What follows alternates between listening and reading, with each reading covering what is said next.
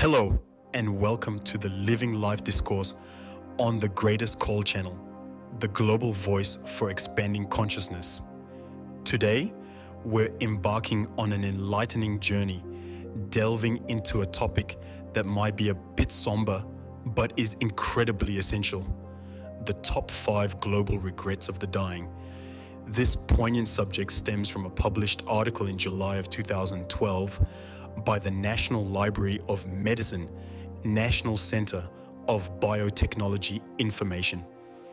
The piece was based on the experiences of Bronnie Ware, an Australian caregiver who had an intimate encounter with mortality through her work in palliative care.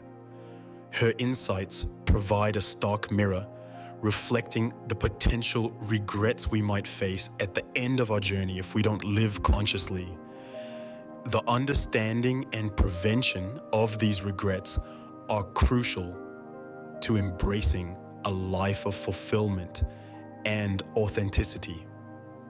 So, without further ado, let's dive into the first regret and see how we can learn from it. The first regret is, I wish I'd had the courage to live a life true to myself, not the life others expected of me.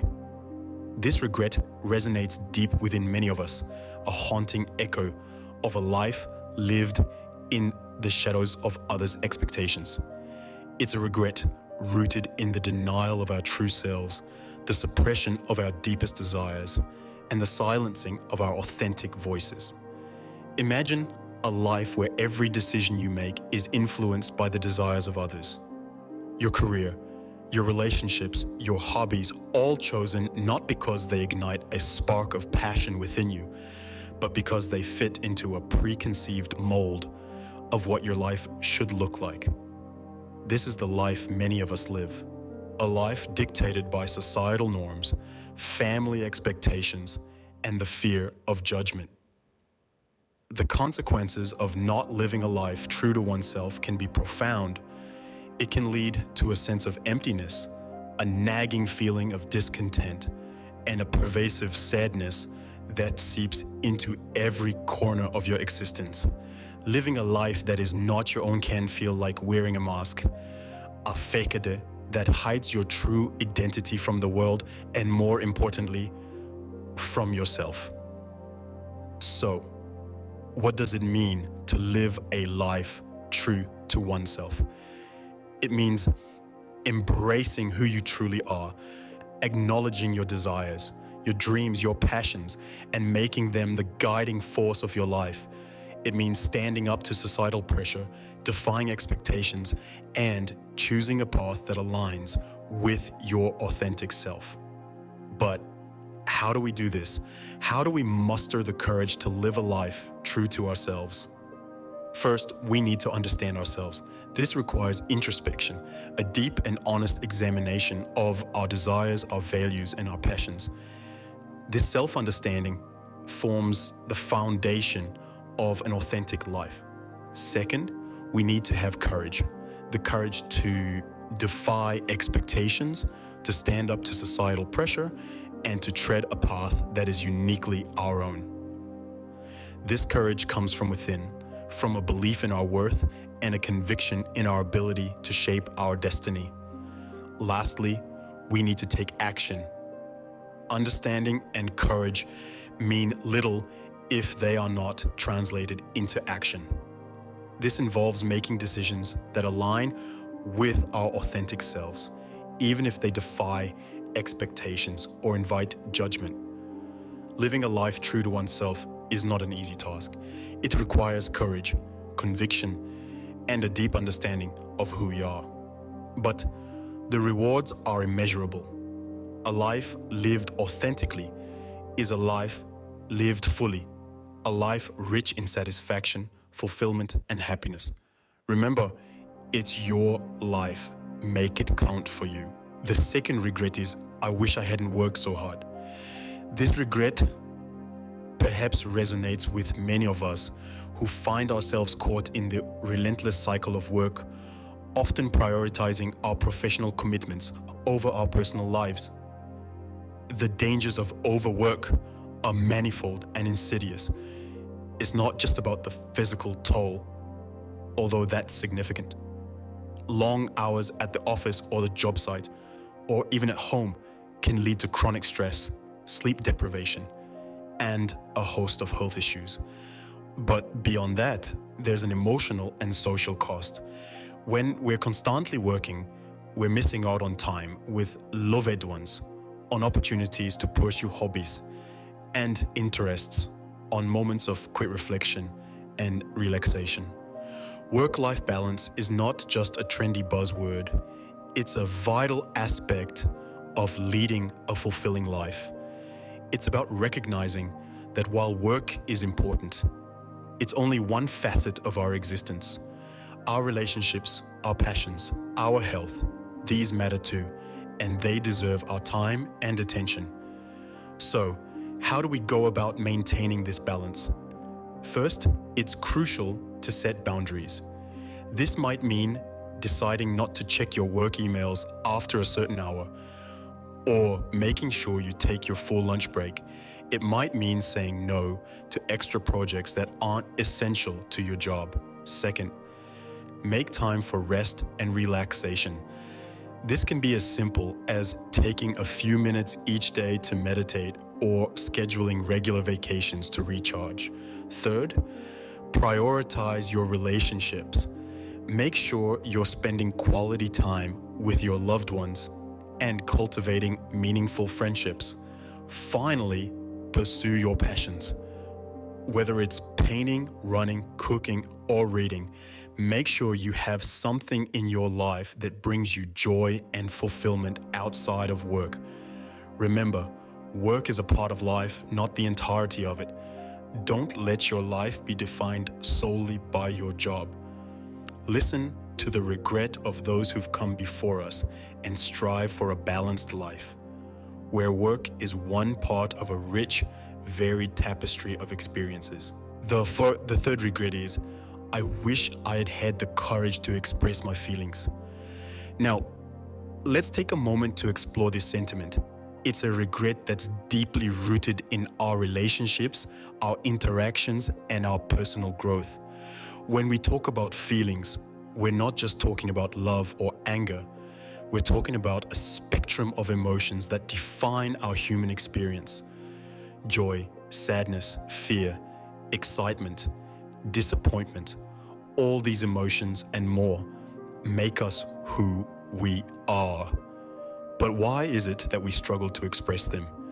Society often teaches us to suppress our feelings, to put on a brave face, to keep our cards close to our chest. But this can lead to a life filled with unexpressed emotions, unfulfilled desires, and unsaid words. It can leave us feeling disconnected from ourselves and others, and can lead to a sense of regret. Expressing our feelings doesn't mean we have to wear our hearts on our sleeves. Rather, it's about being in tune with our emotions and communicating them in a respectful and productive manner. It's about creating an open dialogue with ourselves and those around us. The importance of open communication in relationships cannot be overstated. It's the foundation upon which trust, understanding, and connection are built. When we express our feelings, we are not only acknowledging our own emotions, but we're also inviting others into our personal world, allowing them to understand us better.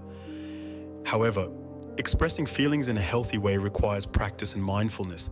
It's not about lashing out in anger or breaking down in tears at every turn. It's about understanding our emotions, why we feel the way we do, and conveying that in a non-confrontational, constructive manner. One strategy for expressing feelings is to practice I statements. Instead of saying, "You make me feel," say, "I feel." When this approach takes ownership of our feelings and reduces the likelihood of the other person becoming defensive. Another strategy is to practice active listening. When we listen to understand, not just to respond, we create a safe space for open communication. We show the other person that their feelings are valid and that they're being heard. Lastly, it's important to remember that expressing our feelings is a process.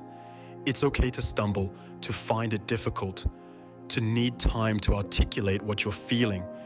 What matters is that you're trying, you're growing, and you're working towards living a life that's true to your emotional self. As we navigate through life, let's strive to express our feelings with courage and authenticity. Let's not leave words unsaid, emotions unexpressed, or feelings unexplored. Let's remember that our feelings are a part of us. They're not to be hidden or suppressed, but to be understood and expressed. Don't let unexpressed feelings become your regret. The fourth regret is, I wish I had stayed in touch with my friends. This profound regret captures the essence of human connection and the crucial role that friendship plays in our lives. As social beings, deep inside us, we crave companionship, camaraderie, and a sense of belonging. Friendships are the lifelines that keep us tethered to joy, growth, and a sense of community, creating a rich tapestry of shared experiences, laughter, and support. Yet, in the hustle and bustle of life, we sometimes allow these vital connections to fade. We get caught up in our daily routines, chasing career goals, or dealing with personal issues. The irony is that the more we isolate ourselves, the more challenging these issues become. It's important to remember that isolation can lead to a sense of loneliness and even depression. It's like being in a dark room, disconnected from the world outside. Now, imagine that room being lit up by the presence of friends, their laughter echoing around, their shared stories filling the space with warmth. That's the power of friendship. So, how can we stay in touch with our friends and keep these bonds strong? Well, it starts with intention. Make it a point to reach out to a friend today. Send a text, make a call, or even better, meet up if you can. Life is busy, but it's essential to carve out time for these connections. And remember, staying in touch isn't just about catching up or reminiscing old times. It's also about being there for each other during the highs and lows, sharing in each other's joys and sorrows, and growing together. In this digital age, we have countless ways to keep in touch. Social media, video calls, and instant messaging have made it easier than ever to stay connected. But nothing beats the heart-to-heart connection of a personal interaction. So, let's cherish these connections. Let's nurture these friendships, because at the end of the day, our relationships define us more than our possessions or achievements. Friendship, like all relationships, requires effort. Don't let them slip away. The fifth and final regret is, I wish I had let myself be happier. So, let's think about that for a moment. Our lives are fleeting, a mere blink in the grand scheme of the universe. And yet, many of us deny ourselves the very essence of joy and fulfillment. We are often trapped in patterns of behavior that we believe are expected of us, patterns that may not necessarily align with our true desires and passions. Happiness is not a destination, but a journey. It's not a place we arrive at, but a manner of traveling. It's a state of mind, a conscious choice we make every day, every moment. However, we often tend to overlook this simple truth. Caught up in the rigmarole of life, the pursuit of material success, and the burden of societal expectations. There are various barriers that prevent us from embracing happiness. One of the primary barriers is the fear of judgment. We often curtail our happiness, worrying about what others might think or say. This fear of judgment, however, is nothing but a self-imposed restriction that hinders our path to happiness. Another barrier is the constant comparison with others. In a world that's increasingly connected, it's easy to fall into the trap of comparing our lives with those of others. This comparison often leads to dissatisfaction and unhappiness. It's crucial to understand that each person's journey is unique, with its own set of challenges and triumphs. Then there's the notion of delayed happiness, the idea that we'll be happy when we achieve a certain goal or when we reach a particular milestone. This approach, however, robs us of the joy in the present moment. So, how do we break these barriers and embrace happiness? The first step is self-awareness. It's about understanding what truly makes us happy, what our passions are, and what our values are. It's about breaking free from societal expectations and living a life true to ourselves. Next, we need to practice gratitude.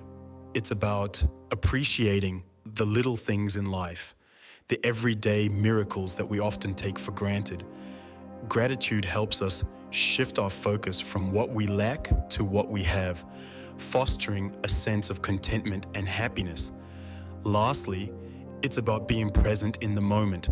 Often, we're so caught up in the past or worried about the future that we forget to live in the present. Being mindful and present helps us savor the joy in the here and now, enhancing our overall sense of happiness. So remember, happiness is not a luxury, but a necessity. It's not something to be postponed to the future, but something to be embraced in the present. It's not dependent on external factors, but a product of our internal state of mind. Happiness is a choice. Make it every day. As we reflect on these 5 regrets of the dying, it's clear that they all share a common theme. From living a life true to ourselves, not dictated by the expectations of others, to expressing our feelings openly and honestly, each regret underscores the importance of authenticity. The regret of working too hard reminds us to balance our lives, not to be consumed by our jobs at the expense of our well-being and relationships. Keeping in touch with friends, as another regret highlights, is about nurturing our relationships, a crucial part of our human experience. Lastly, the regret of not allowing ourselves to be happier brings to light the significance of finding joy and contentment in our lives. These regrets are not just lessons from the dying, but a call to the living to embrace authenticity, prioritize our relationships and personal happiness. Let's strive to live without regrets, embracing our authentic selves and prioritizing what truly matters to us. Thank you for joining us today on the Greatest Call channel, the global voice for expanding consciousness.